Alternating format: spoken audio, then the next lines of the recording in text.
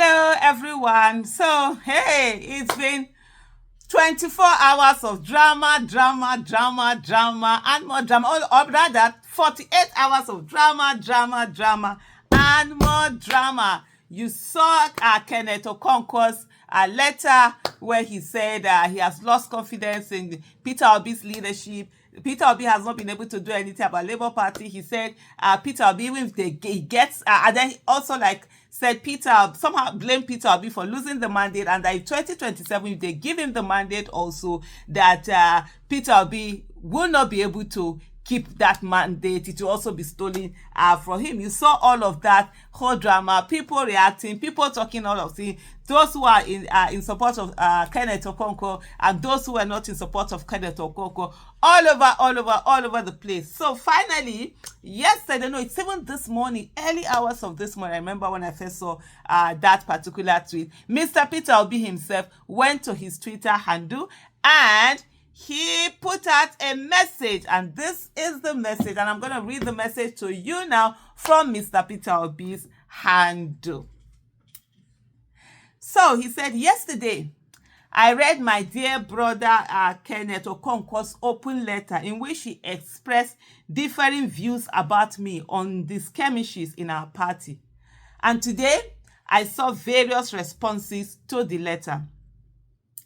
I want to therefore categorically and emphatically declare that Barrister Okonkwo remains my beloved brother and trusted ally. I sternly caution against referring to him as a mole. You see, honestly, this is one of the things I have with Peter Obi, asking, who are you telling you sternly caution? Who are your children? Nobody is your children. Guy, talk what you want, talk and move on. Don't tell anybody, say you sternly caution, you don't caution, you don't whatever. You're not, nobody, you're not controlling anyone. Yes, they are your supporter. People love you, we support you, but no pass your lane. Whatever it is, let people, for me, the right you have to also express your opinion is the right other people have to express their opinion, whether right or no. I have people, when I do something, say something, I have people who come at me, who either, some of them even insult, some of them we differ. It's an opinion, it's a right. The way different people will take it, or the way they will, how do I put it?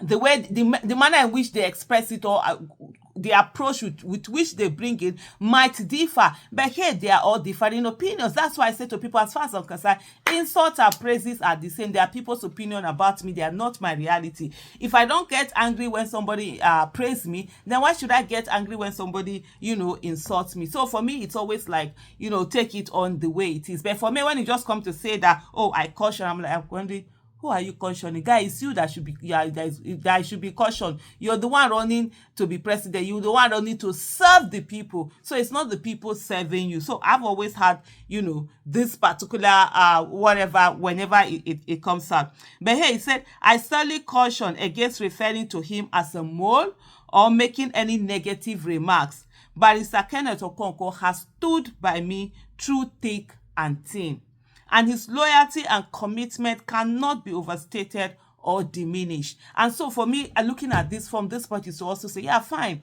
To you, it is his loyalty, it cannot be diminished. But to other people, it's not. And we must allow people express themselves. There are people who feel that, oh, I'm not loyal. There are people who feel that I'm a mole. There are people who feel that, oh, I'm an APC mole, or I'm a PDP mole, or whatever. It's okay. For me, that's the thing. It's okay. Let people express those feelings. I always said to myself, who are you that people will not ask you, people will not question you, will not question your motive, will not question who you are. The most important thing is that you yourself, you should every day check yourself and be sure that, yes, you're on the right path that you started out from, that you've not deviated from that path, because it's very easy to deviate. You see some people, they don't know how they got to where they got to. I'm sure one day they are looking at themselves and like, how did I get to this level? It's little by little justifying things and going on. So I believe sometimes you need people, calling you out, questioning you, asking, telling you, oh, this, that. For me, I'm always appreciative of this thing. And it's just like, if you carry the bass boast too much, me man go give you the bass boast. But I've like, for example, you go like on my Twitter handle, I've never blocked anyone. You insult me or insult me, and here that thing matter. Everybody, let's all hear all of these things. So for me, I just believe let's allow people, express their opinion. Yeah, some people are disappointed. Some people feel hurt, and which is normal. Some people feel hurt. And then it's just like now, tomorrow you wake up today, God forbid. I can't even imagine that, but let's assume you wake up today. They say Peter Obi has accepted to work with to be minister under what's his name? This illegitimate president that rigged the election. Of course, there will be some people will try to understand that say, oh, it's for the nation. Some people will be disappointed. Some people will feel betrayed. So that's how it is. You must allow people express their feelings. There are different ways and different manner in which people hold people to standard. It's just like me now, tomorrow or today, coming out to say that, oh, this to do that kind of letter. There are people that obviously, even me will be disappointed in myself. I won't even wait for others to be disappointed in me. So people will be disappointed in me. There are people that will feel pain. There are people that will feel betrayed because they believe in me. That kind of a thing. So all of these things, honestly, I think definitely we should allow people express themselves. And then Peter Obi continued by saying, in his statement, he said, disagreements and differing opinions are a natural part of any group, society, or movement, and it is essential to maintain a level of respect and decorum even when we disagree. And I totally agree with this. One thing with Mr. Peter Obi is the fact that he welcomes differing opinion. He doesn't like that psychophancy, people coming to always agree with him or whatever. And I can tell you for a fact, that's one of the reasons for me I've been able to work with him. By the way, I said with, not for. I don't work. I had one time somebody was calling me, he wanted to do appointment with me. They were like, oh, I'm not his type. So I thought you work for. I said, no, I don't work for him. I work with him. I don't work for anybody. Me, I get my big mouth. I own myself. But I work with, when I see anybody that towards having a greater Nigeria, our goals and dreams align, our values align, I will work with you. Let's get it there. If along the way it differs, everybody find it. Oh, me, my own, I want a Nigeria that works, and it's for a selfish reason, so that everybody we have a good life, and they don't need to come to me, because me, I don't want to help anybody. I want people to not need my help. If we have good governance, most of the problem that we end up solving, we won't have to solve them. So one thing I would absolutely, Mr. Peter Obi is always that one person. He will ask for, your opinion. You will differ. Sometimes you argue, saying that we are arguing for hours. Like, no, this, that. There's a place where he mentioned something like that, and I'm going to look for when I come there. He said, having differing opinions, having differing views does not make someone an enemy, and it's crucial to engage in constructive dialogue rather than resorting to personal attacks or negative remarks. if you know P.O. well, and the way he writes his message, that particular message, now somebody did send out today, they tell and say, you could have really done this without having to attack whatever. But one thing that people don't understand is that P.O. is strategic. He's a very strategic person. He's a very wise person. He's an intelligent person. And he read philosophy. You understand? So he has wisdom. There are things that you see, by the time the way he will handle it, and he has people skills. He has a way of handling things. No matter good or bad, situation good or bad, he will turn it around. You understand? He will turn, even if you come attacking him, the way he will make you feel like you must say, with question yourself, say, were you okay? That kind of a person. So I'm reading this paragraph, I'm like, it's no longer the people they are talking to. That particular paragraph, I'm not going to tell you who they talk to, but you're not supposed to know who they talk to. When they say, bros, even if we disagree, you don't need to come, they call me names. That kind of thing. But not before my mouth to go here. Anyway, he said, and the PO, this is what I wanted. And the PO said, in fact, to me personally, I don't want to work with anyone who always agrees with me. Because as a leader, learning and listening are critical components of leadership.